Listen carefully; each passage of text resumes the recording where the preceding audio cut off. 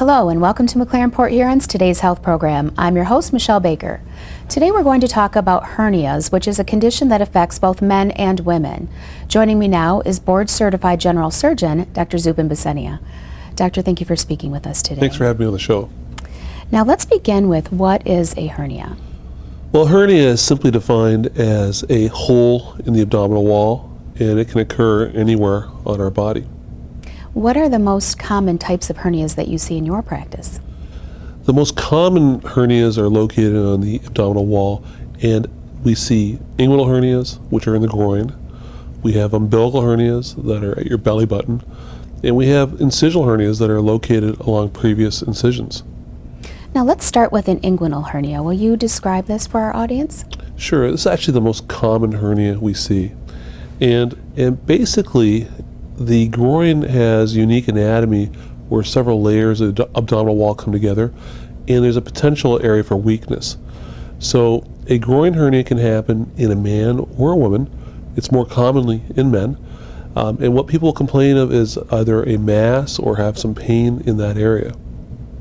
What are the causes of an inguinal hernia?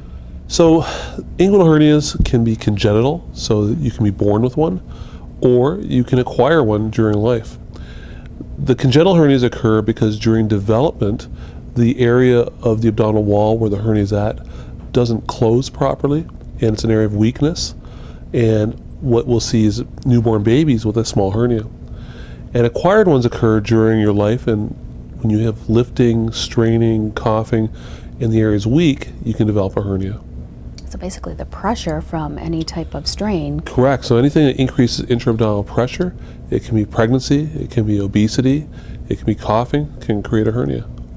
Now what are the symptoms of an inguinal hernia? Most people will complain of some discomfort. They may say, I feel something moving back and forth at my groin. They may have a bulge that comes and goes. How do you diagnose this?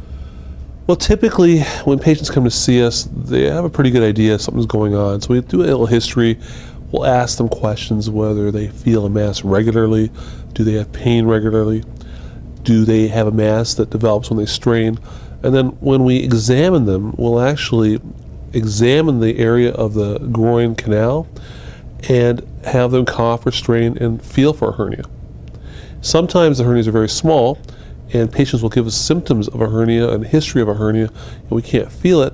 And in those special cases, we'll do a CAT scan to help find a small hernia. Now, other than pain or discomfort, are there other health risks that are associated with having this type of hernia? Sure. Hernias can be a nuisance because they have pain or a bulge, but they can also be life-threatening. If a hernia becomes incarcerated, what that means is the contents of the hernia is stuck in the hernia.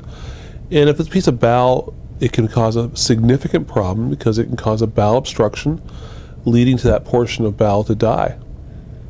So that's pretty serious. Sometimes people think you have a hernia, it might be small, you can live with it, but there are some serious complications that can occur. Oh, sure. Every year I come across patients that have had a hernia for years and they just didn't want to fix it, and then all of a sudden it becomes a surgical emergency because a piece of bowel is stuck in the hernia. What are the treatment options for this type of hernia? So hernia surgery has come a long ways, and with the advent of laparoscopy and now we have the robot, hernia surgery has improved.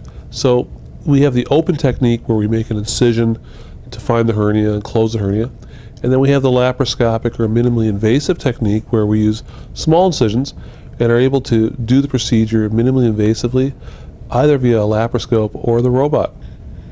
Doctor, how is an inguinal hernia repaired? So basically, the inguinal hernia is a hole in the abdominal wall, and there's a hernia sac that comes through the abdominal wall. And the key to treatment is to either remove the hernia sac or push it back into the abdomen where it belongs, and then we close the defect. And most commonly, we use a mesh product to close the defect. What is the anticipated recovery from this surgery? So if someone undergoes an open repair, they're typically off work for at least a week, and it's no heavy lifting for 4 to 6 weeks, and heavy lifting is approximately 20 pounds. So there really are limited restrictions for 4 to 6 weeks. Laparoscopically or robotically, people will return to work sooner. So in some issues, I've had patients go back to work the next day after a hernia surgery, provided they're not doing any heavy lifting. They still have a weight restriction of a few weeks, but it's generally a quicker recovery compared to an open repair. Well, it sounds like the laparoscopic or the robot surgery is much easier to recover from. Are there certain times, though, that you cannot do that surgery? You have to do it open?